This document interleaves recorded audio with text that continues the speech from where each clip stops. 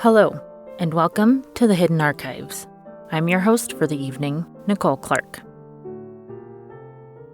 I want to start off by saying that we appreciate your patience so far. I know we took our time coming back after the holidays, but we are more than ready to continue with our regular release schedule. Of course, that all starts with tonight's story. Please be sure to follow us on Facebook and Instagram at Hidden Archives Podcast and on Twitter at Podcast Hidden. It's only fitting that we get our wisdom this week from Leo Tolstoy. It's not given to people to judge what's right or wrong. People have eternally been mistaken and will be mistaken, and in nothing more than in what they consider right and wrong. Therefore, we would be eternally mistaken if we didn't do what is right in giving you the following warning. If you choose to enter the Hidden Archives, if you choose to study the tomes, if you choose to take this journey with me, you do so at your own risk. Profanity and disturbing content will follow. This is your warning.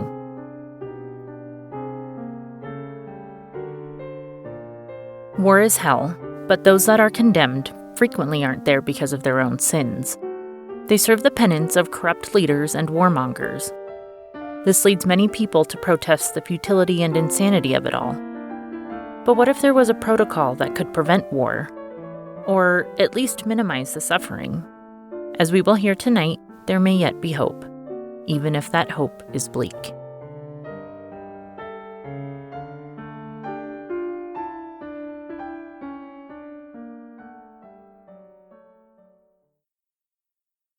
Mutual assured destruction.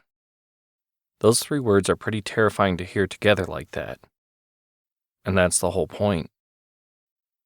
It's a strategy of defense based on intimidation. The big idea being something like an eye for an eye, or if I'm going down, I'm taking you with me. When we put it like that, it sounds really petty and childish. Kind of like the kid at the birthday party who's allergic to eggs and decides, if I can't have any cake, then neither can anyone else. So he trashes the cake and ruins the party for everyone. I know, it's not the same thing. How can we relate nukes to cake? I mean, cake is enjoyable to almost everyone, but nuclear weapons bring no one joy.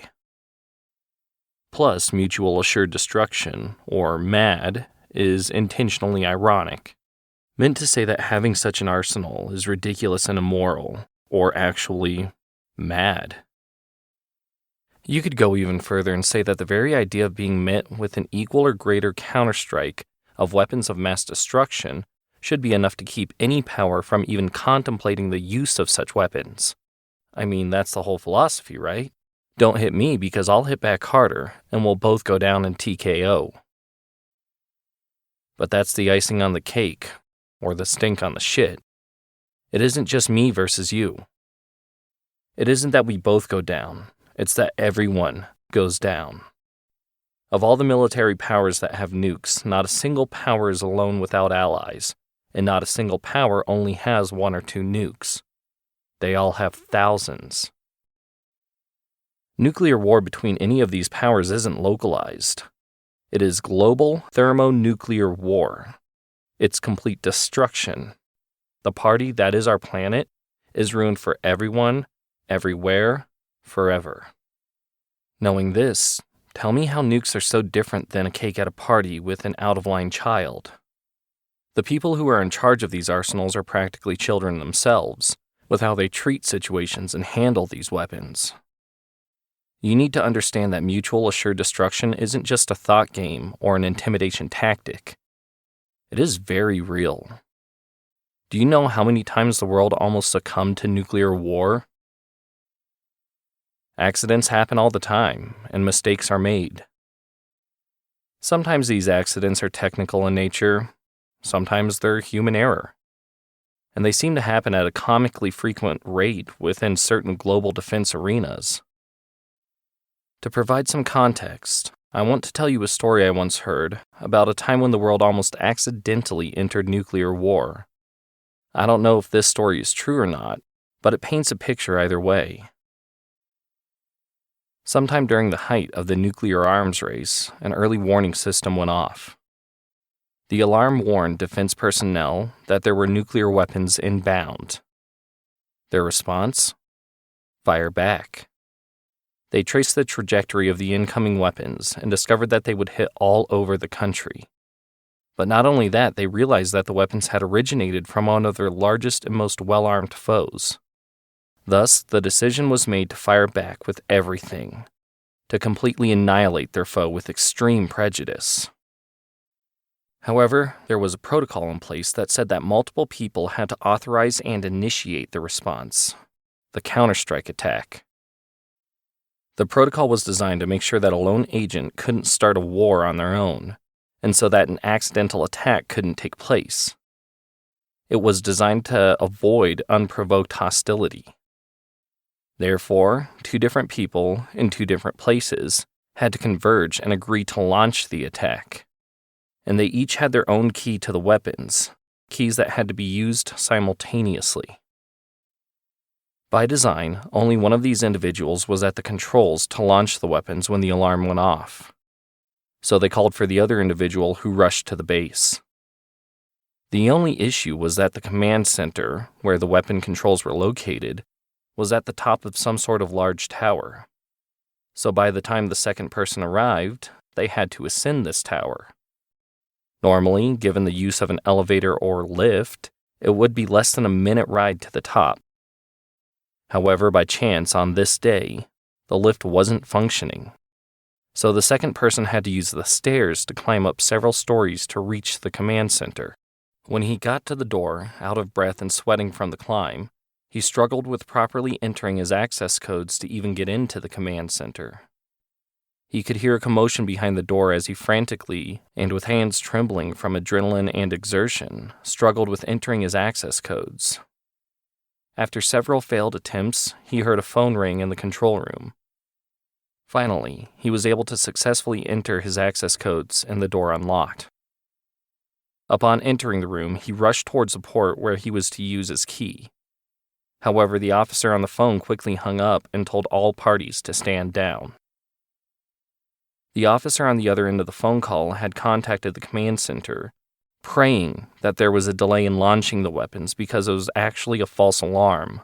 The early warning system had malfunctioned. Had the lift been working, or had the second key holder been able to enter their access code a little sooner, they would have been successful in launching almost the entirety of the nation's nuclear arsenal against another country that hadn't even posed a threat at the time. They were betting on mutual assured destruction, and had they retaliated, the other country would have been sure to respond likewise. True or not, this wasn't a one-of-a-kind incident. Again, these things happen all the time, and not just in this country, but in all the others as well. How long until someone gets it wrong? How long until the lift is working? How long until someone's hands are steady enough to enter the access codes? Just one thing different, just one change, just one variable out of place, and it's the end. That's why I'm telling you all of this. I need you to really understand how insane mutual assured destruction really is. We can't risk the life of the planet and of 8 billion people because of some twisted dick-measuring contest. This nuclear circle jerking is one variable that can be removed from the list of potential planet killers. That's why a military group that is pro-defense and anti-aggression came up with what we call Operation Doorstop. The idea behind Operation Doorstop is simple. In the event that our country is faced with imminent annihilation by a rival faction, we will not retaliate. We will hold the door open and take the assault. We do this by preventing a counterstrike. That way the world isn't destroyed by global thermonuclear war. Yes, our country is destroyed in the process, but our rival country, our enemy, should survive. This ensures that there is a future for the planet and the human race, even if certain policies and philosophies of fear and aggression are the ones that initially form and guide it. The hope is that the rival faction sees the error of their ways and uses the collapse of the world's economies and systems to start anew. And even if they keep their same policies, the human race can still continue. Eventually, it will be allowed to evolve beyond such negative characteristics. In fact, we have already started down this evolutionary path. Things like hate, fear, prejudice, aggression, and deception are not part of human nature. They're instincts. But as we evolve, we learn to overcome these instincts. We learn to put our animalistic past behind us. But we can only put something behind us if we can keep moving forward.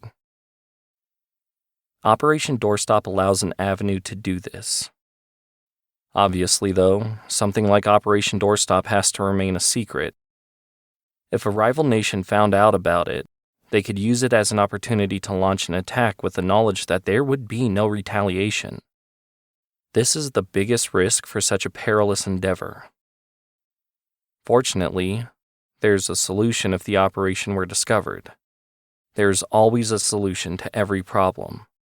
You just have to be open to finding it, executing it, and accepting the outcome. Our solution? If Operation Doorstop were discovered, all individuals involved would immediately expose themselves and surrender. This would make it so that no one involved could actually carry out their orders. Our nation would, unknowingly, revert back to a status of mutual assured destruction, something that the rival faction would understand and see before they could launch an attack, and we could go back to a nuclear stalemate. Again, though, we must not let this happen. As long as mad is a possibility, there is a possibility for accidents. We have to let them think that mad is the only way. That way, we can remain mobile and act if and when the time comes. I do realize how crazy this sounds. Like, I'm just going to let my own countrymen, my family, my friends, coworkers, and acquaintances die if some foreign national loses control? Well, yeah. And I'd be dying right there with them. But in the process, I'll be saving lives. Nukes don't only hit military targets. They don't seek out the insane and unstable and just do away with them. They kill and destroy everything. Soldiers, civilians, leaders, peasants, animals, plants, and the very earth itself. True bravery, true honor is not killing an enemy. It is standing up for what is right, even at the cost of your life or freedom, and the life and freedom of those you care for. It is giving something up so that others can continue to survive and move forward, even if you don't like these others. You could liken it to a game of chess. You have to sacrifice a few pawns, right? Well, sometimes. But if you've ever played chess, you know that frequently at the end of the game, you still have a pawn and your king, and your opponent might have something quite similar. But all the other pieces are gone from the board. Eventually, it comes down to a literal stalemate. What then? I guess at that point, maybe even before it gets that far, one of the players lays down their king, extends their hand, and says, "Good game." To avoid a stalemate, someone has to throw the game. This is a calculated move. It's an honorable move. And even though it doesn't seem like it, it's a good move. It puts an end to the game. The alternative is to keep taking turns dodging each other's attacks. But for how long? Until what? Two equally matched opponents can carry on a game of cat and mouse chess indefinitely. This is a petty strategy. It relies on the hope that your opponent will screw up. It relies on the notion that you are somehow superior. There is no honor in such short-sighted and childish behavior. That's why Operation Doorstop exists. And that is why I need you to know about it. The exact details you'll have to figure out for yourself. But if you are discovered, you have to come clean. You must keep it absolutely secret. You may wonder why I'm telling you all of this. If such a delicate operation must remain secret, wouldn't this compromise it? Well, as you're about to find out, an attack has been launched against my country. Thus, myself and my associates have initiated Operation Doorstop. The world is on the brink of thermonuclear war. The early warnings have all been confirmed, and they are genuine.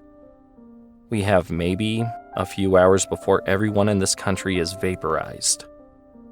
Unless our defense network can mitigate the threat and neutralize the weapons that are already inbound. However, this is unlikely. Some might be stopped, but the rest will still hit and the devastation will be complete. It's not that war is on the horizon, rather that we are in the early morning of the war already. Well, war is maybe the wrong term. War means that there are multiple factions going up against each other.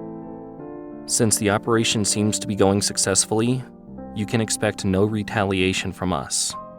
But when we're gone, our allies might respond. Hopefully this is a limited response. Otherwise, what was the point?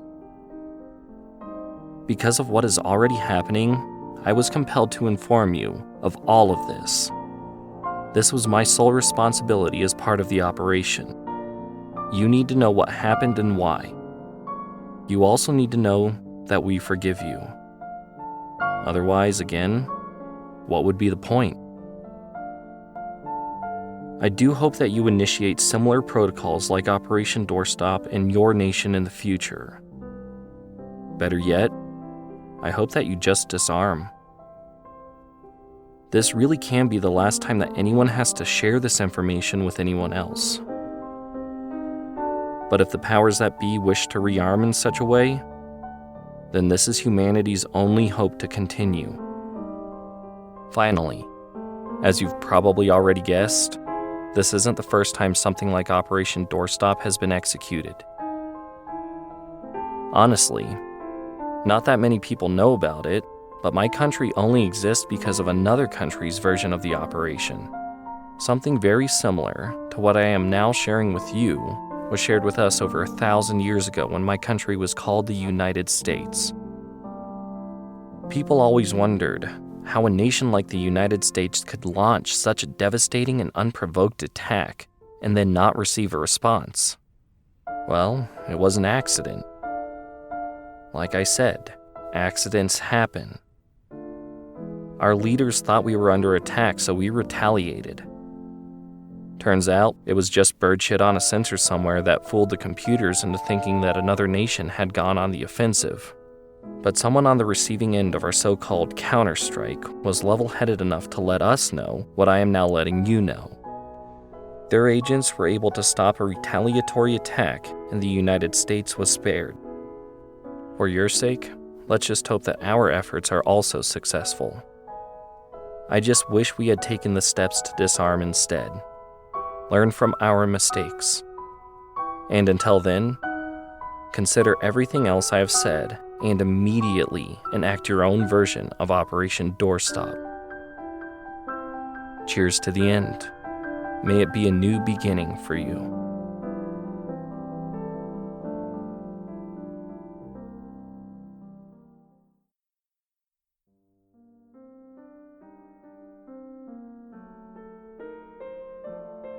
Considering the subject matter of that narrative, I'll spare you my usual witty interjection.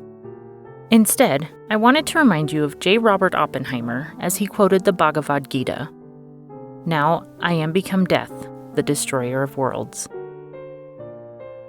Thank you again for joining us in exploring the archives. We especially want to thank producer Sarah Schrader for her efforts in supporting the Hidden Archives.